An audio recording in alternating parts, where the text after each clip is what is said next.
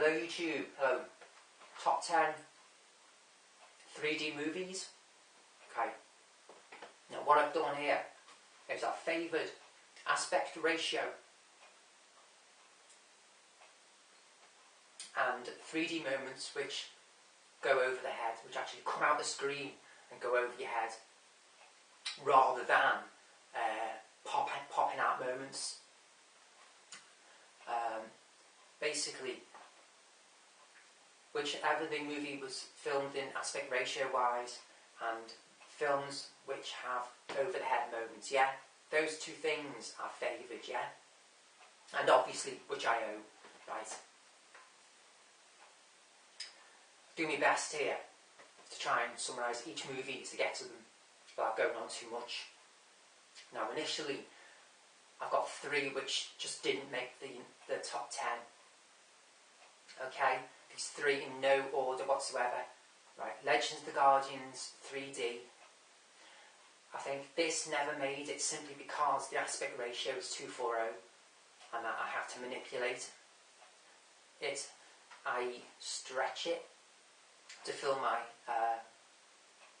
plasma TV, yeah, and when you stretch an image, 3D image, it doesn't necessarily decrease the 3D quality, just alters it from which the movie was intended to be presented in, and therefore the actual encoded 3D is affected.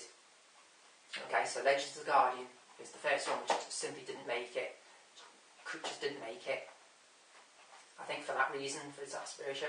Captain America the First Avenger, again, because of its aspect ratio, I think it just missed out. It's 2:40 for the same reason. And Avatar,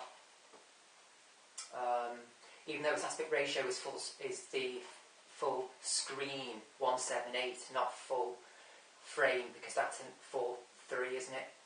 Even though it's full screen, it simply doesn't have moments which actually come over your head, feel like they're going over your head, yeah, in a nutshell. Those 3 didn't make it, they didn't cut it.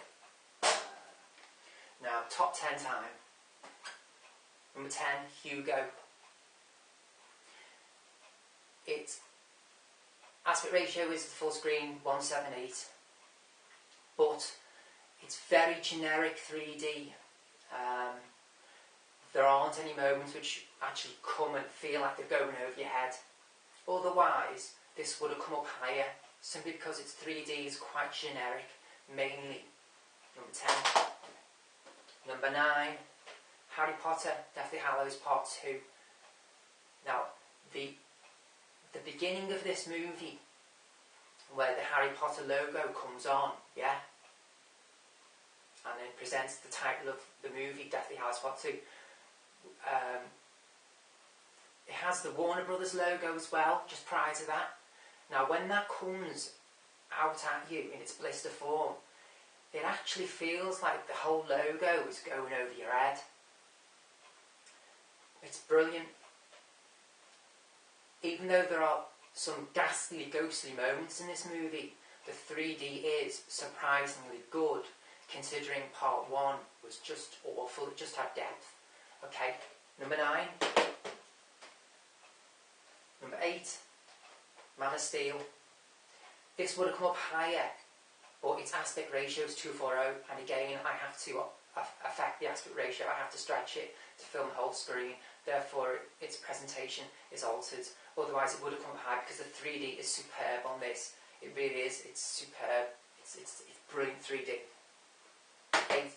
Number 7, Narnia 3D, Voyage of Dawn Treader. This comes higher than the 3 previous, because its aspect ratio is presented in 178 and has some beautiful 3D moments in it. Beautiful. 10,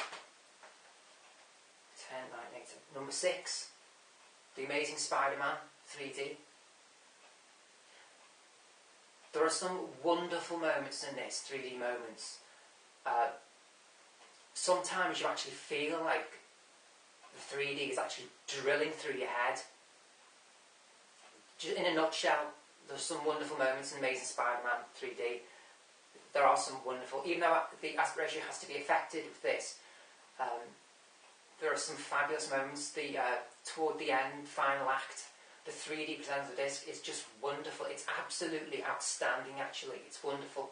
But it couldn't come any higher because I have to affect the aspect ratio. 2, 3, 4. Top 5. The whole 3D. Now this is shockingly good, surprisingly good. That's why it comes up quite high. And it's also in 1.78. It's, yes, in a nutshell, whole 3D. Number 4, Immortals 3D. Again, it's in presented in 178. I have to give kudos, priority to such. Some wonderful spatial depth. Some great visible 3D in this. It's wonderful, Immortals 3D. Top 3 time, Tron.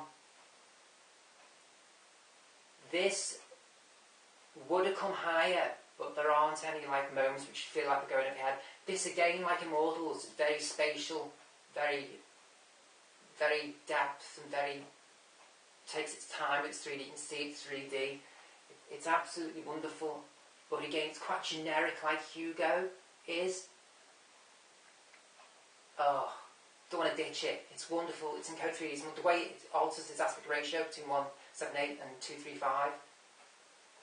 It's wonderful the way it does that. It's yeah, it's great. I can't say enough about that. Number 3. Number 2, Titanic. Titanic, the conversion on this is wonderful. Again, it's 178. 3D works best when you have things presented on a flat. Yeah. In Titanic, there's water, there's ships, there's the ship itself when it's at the bottom of the sea. There's actually inside the submersible, when they're in the submersible going down and looking at the pods, the pod glass, circular pod glass windows, and you can see the whole depth of the pod, internal pod, as small as it is. It's presented on a flat. Again, when the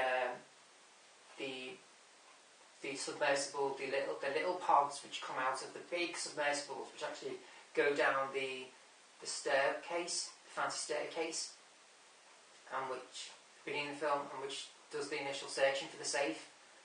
All that is just again, it's all presented. It's all flat, and it's all presented great depth, and it actually comes out at the bottom of your television. That's what I mean by things which are presented on a flat, great in 3D. And the movie, the way it takes part on the ship, and the ship is on a flat surface, and it toys great with 3D. It's wonderful. It's shockingly good, Titanic 3D, shockingly. Number 2. And number 1, Step Up 3D. Now the reason why this is number 1 above everything else is because it does some really fancy trickery with the 3D, which you don't see in anything else, but I've never seen in any other 3D movie presented on Blu-ray. It does some absolutely amazingly wonderful trickery with the 3D. Absolutely, with the dancers, especially when the dance off toward the end of the movie. It just blows your mind. 3D, and again, it's presented in 178. The 3D in Step Up 3D is just wonderful. Number 1.